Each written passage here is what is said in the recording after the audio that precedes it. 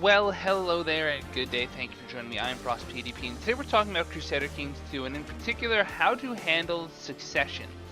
So, I'm playing an Iron Man, so I really only get one shot to go through this, but I want to talk to you about what you need to do to really check and see what happened when you inherit as a new character. So, I was previously Race David. I'm using the When the World Stops Making Sense mode. I'm playing as Regid. These are basic things I need to be aware of. Race David has given up the ghost at age 64. A wicked man, evil papers in the afterlife. Did I lose any titles? That's number one. You check your lost titles and pretender screen. This is here for a reason. If you had, Galvokine or something, you want to know what you lost and who you lost it to, and you want to know who your pretenders to the throne are. You also see immediately in this big portrait here your next character. So you want to look at your character screen next. So be it, it's fine. You have a new heir.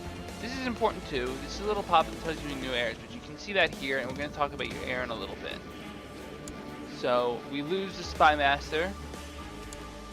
That means we need a new Spy Master. That's easy to take care of right now just because it popped up in my face. So let's just take care of that real quick. Oh, we're missing 3 people. You know what? We're not going to bother right now. We're going to add that to the list at the bottom. Counselors. And we're going to keep a list of things we need to do and things we've done because this is important. We're on step 2, check stats. Step 3 is also check stats. Why is that? Well, it's because you need to check both the numbers you have, 10, 15, so I know what my diplomacy is, my martial, my stewardship. I know all my stats. I know my first wife exists. I probably have other wives they can marry, but I'm not going to worry about that right now. I'm going to check my heir. He's my son. That's exactly what I want. He's my firstborn son. That's good. Pacts. There are some pacts I'm involved with. I don't really care too much about that. But I do want to check these. I do want to check these. I know this is often very packed, but it's important to check this. Because I want to know if I have anything supremely negative. I've already erected a high cross. Interesting. I was planning to do that. So I have a brilliant strategist. I'm a twin. I'm strong. I'm just. I'm brave. I'm temperate. Cynical. And gregarious. I'm basically a really good character. Not many virtues, but a good character. I do have trickster, which is useless. So we're not going to worry about that. Can't they just make that minus narrow front or something? I don't know. So we have 8 out of 7 domain. Well, that's our next thing to check is our domain and our titles. We previously had land. We now have more land. We need to fix this. We have 2 duchies. We only need 1. What do we do with the other one? We grant it to our heir. Now, another thing to check, and maybe this is a real check 3, is to just refresh yourself on your inheritance law. For example, I have to nominate somebody. So I'm going to nominate the guy who's supposed to be the guy. But he's only got 1 vote from me. But he's my heir, and I had land before I inherited.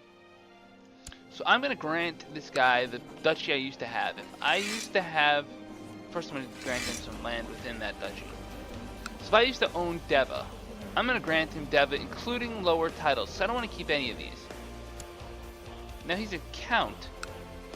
Now I can grant him the landed title, the Duchy of whatever this is. Include lower titles. Bigger than his de jure size, which is good. Now I'm going to grant him a lot of land. And some vassals. By granting him a ducal title, I've now granted him a vote on affairs, right?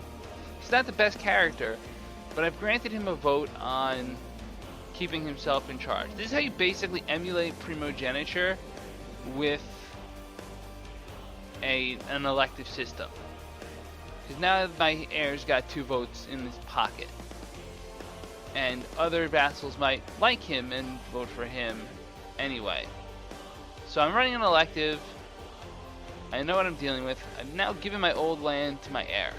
I'm back under my domain title. Now, at some point you need to check ongoing wars just to make sure you don't screw up, but I know what my ongoing wars are. I know I have a revolt going on.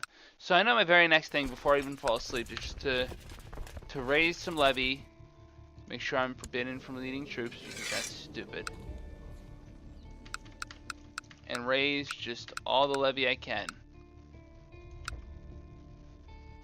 Turns out that's not very much. Sometimes when you're playing as a new character, you're SOL on military strength. And it can hurt. You don't have the respect your characters used to have. Whoops.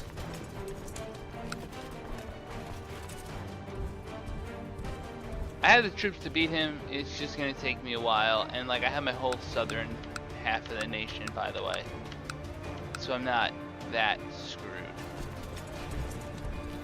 I have plenty of money. I know I need to build something here, so I'll just hold off on that. Make a note.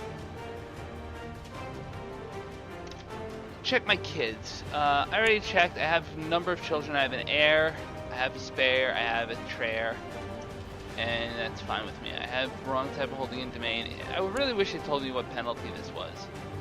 Then I just need to add counselors, which I can do off screen. So this is just a basic guide on how to what you need to check as you inherit a new character. You know, if you're starting a new character, what do you need to know to survive? And I believe I answered that. Now, if you have any questions, please leave them in the comments. I'm always willing to answer them. If you enjoyed this video or if you found it helpful, please hit the like button. It really helps this channel grow. It really lets me know what kind of stuff people are watching. And in the end, it makes me feel really good too. And as always on this channel, La Paz.